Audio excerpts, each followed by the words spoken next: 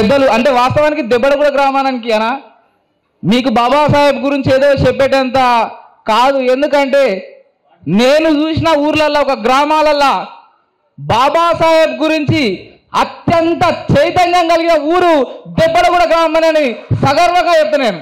ఎందుకంటే నేను చిన్న ఉన్నప్పుడు చూస్తున్నా ఈ ఊరు అట్లాంటి ఊరు.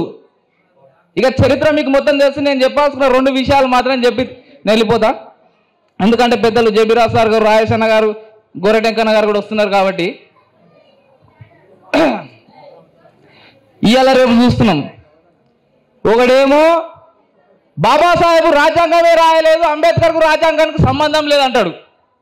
ఇంకోడేమో 286 మంది రాసి దాంట్లో బాబాసాహెబ్ ఒకడు, ఆయనకి ఈయనకేం సంబంధం అని ఇంకొకడు అంటాడు.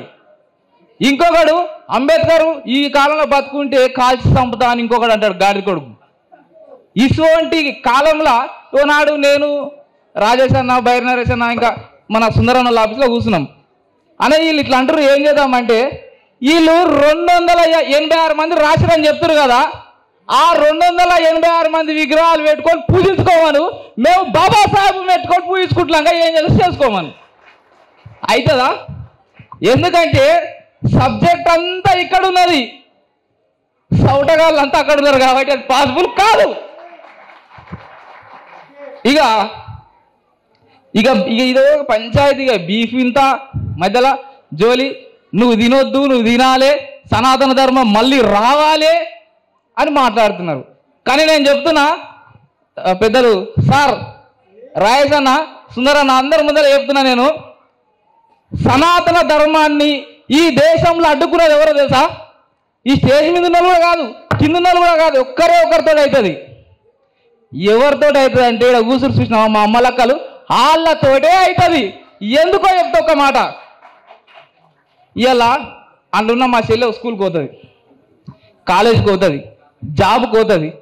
లేలే నువ్వు ఇంట్లో నుంచి బయటికి కాలు పెడితే సనాతన ధర్మం ప్రకారం నువ్వు ఒంటింటనే కూర్చోవాలి, ఇంట్లో నుంచి బయటికి వెళ్ళొద్దని మనం చెప్పినాం అనుకో, మన అక్కను చెల్లెను స్కూల్కి పోవద్దు, కాలేజీకి పోవద్దు, ఇంట్లోనే కూర్చోనుండు, ఇంట్లో నుంచి బయటికి కాలు పెడితే కాలు ఇరగొడతా, ఇది సనాతన ధర్మం ప్రకారం అంటే మన అమ్మలక్కలు ఏం చేస్తారు తెలుసా?